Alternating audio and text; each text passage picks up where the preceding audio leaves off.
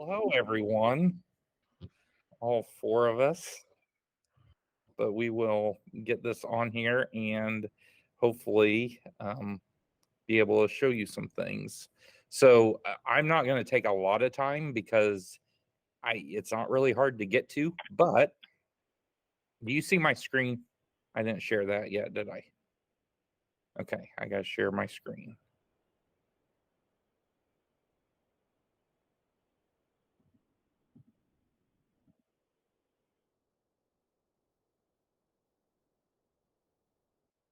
Okay, can you see my screen now? Yes. Okay. So when you go to Clever and you go down to Amplify, let me close that out. Click Amplify. And then where it says CKLA Teacher Resource Site, you're going to click it. And it's going to load to your grade level. And I don't know if I have the option. Oh, I can change my grade level. So whatever grade you are, it should come up. But if you hit Daily Instructions over here and click on ReadWorks down here, you're going to get a scope and sequence PDF that you can download. And it shows you every unit and all of the lessons that it goes with. And you have like your lesson 1, lesson 6. And then when you want to select one, right now we are on unit 5. And I just assigned light bounces today, but I don't need the whys of weather until later. But I usually go in here, copy and paste it. And then I'll go over here to ReadWorks. And usually you're logged in. If not, you'll click Educator and then log in that way and click on Content. And when you click on Content, I just paste it up here. And then I like to bookmark it, save to my list. And then I always open it up and preview it. And sometimes there's SR1 and SR2 that pop up here too as a option. And that just gives them a shortened version of the story. I always click audio for them to be able to have that audio option. And then you pick the day that you want it to be available. I'm just going to pick Wednesday. And then you can change the due date, make it as long as you want. I click assign and then okay. And I always go over the question set and just make sure that there's questions that they understand, but that they won't have any questions about. But then towards the bottom, they always give us essay questions. And with those this year, I am copying and pasting the answers usually, because if I leave it up to them, they give me like a one-word answer, which is just not correct. So I would give them the actual answer here and put it in like a Word document and then project it onto my TV.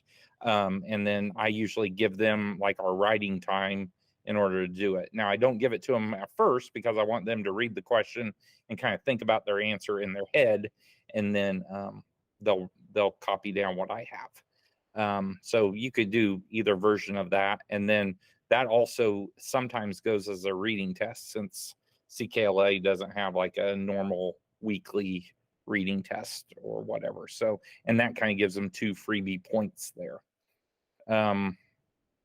And then of course I already hit the assign button, and that's like a record speed time, but that's pretty much all there is to it.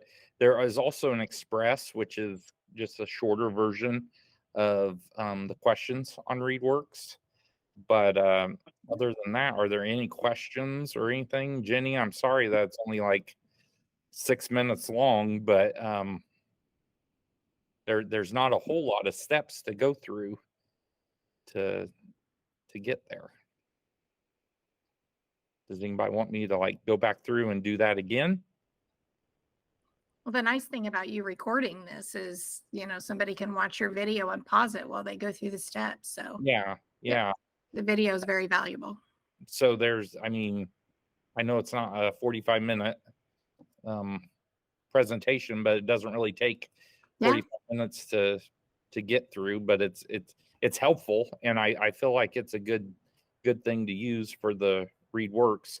I will say that sometimes on the intro page of Amplify, if you go down, it says ReadWorks here, and it says learn more or launch site. If you launch site, it just goes directly to this page, which you can still get to your PDF. Actually, I don't think it's a PDF. I think it's just a drop down. But then you can also get to it from here. And so like the first one was a change for the butter. If I do that, it takes you directly to it. So that's another option there. I didn't think about that one that you can do as well. And then I'm not sure. Yeah, learn more doesn't really have much, but yeah.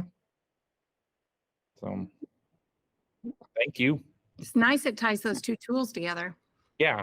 And I just feel like ReadWorks is a good free site. It seems like everything we have to use costs money, and that doesn't. So your students log in with Clever, and it creates their roster in ReadWorks. Is that how it works?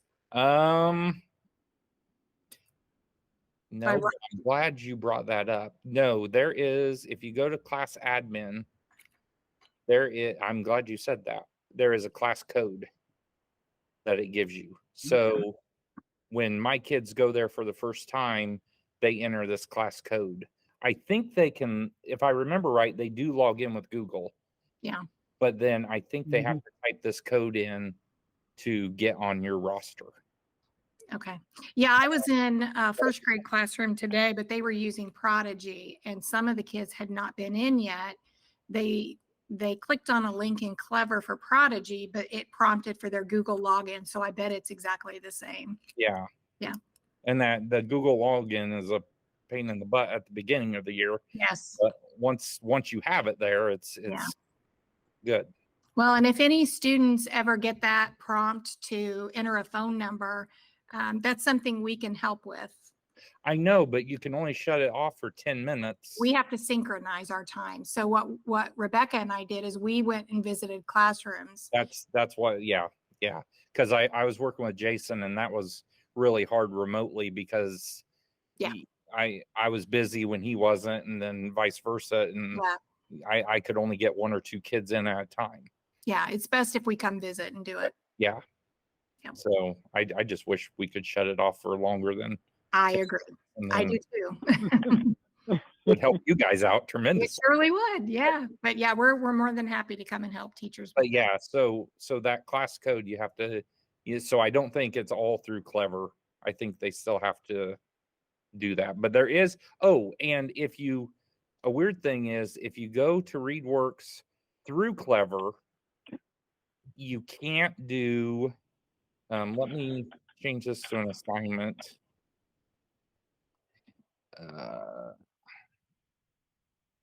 Let me change it to. Nope, I don't want that. I want a student view.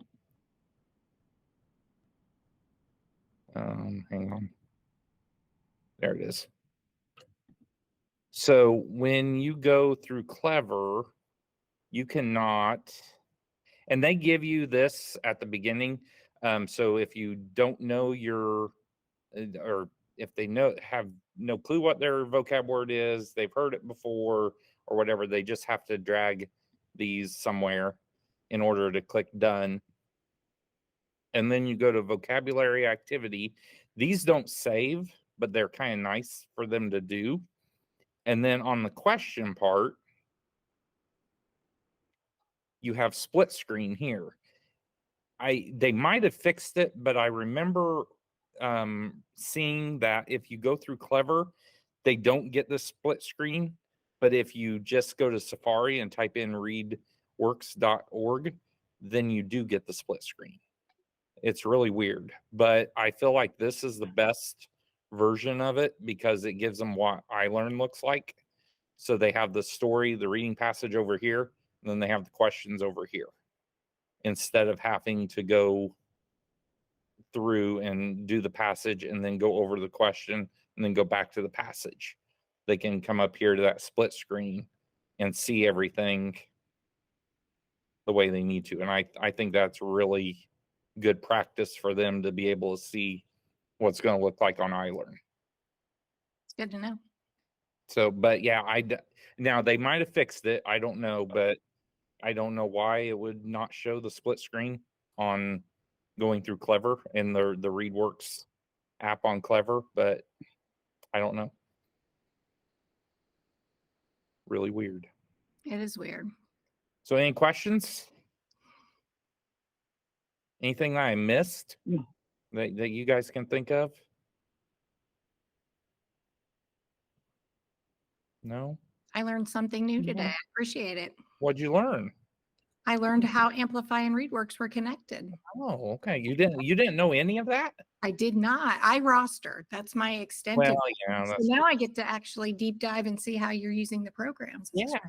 So, but yeah, I enjoy using the ReadWorks with it, and I feel like the reading's challenging, and it gives them something to shoot for. So, I don't know. I don't know if me doing the essay part like that is really how I should do it, but I I feel like if I just give them the essay, they're not gonna try real hard on it. And making them copy it too, then they're actually writing the answer. So the more they do that, the more they see what a good answer should look and sound like. Yeah.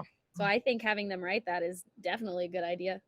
But then you gotta let them go sometime, and eventually, yeah.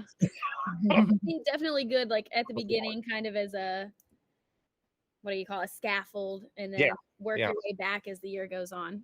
I like the idea of using it as a test because you're right, they don't always have, they have like sometimes a mid-unit assessment depending what grade level you're in, and then like an end of unit assessment, but they don't have like weekly reading things or comprehension things. It's well, and with CKLA, it's like all together. Like you Yeah. have the reading and you have the language arts and you have it all. And yeah, you could take separate grades, but it takes long enough to grade those things, let alone having to itemize it, I guess, to know. So I feel like 10 points is a good, quiz number at least. So yeah. And I usually, just have the kids, log in through Clever at home on their electronic device because they can't take their iPads home, and the parents can see their answers and see how they're doing as well. So, all right.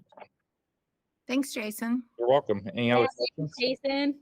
You're welcome, Bailey.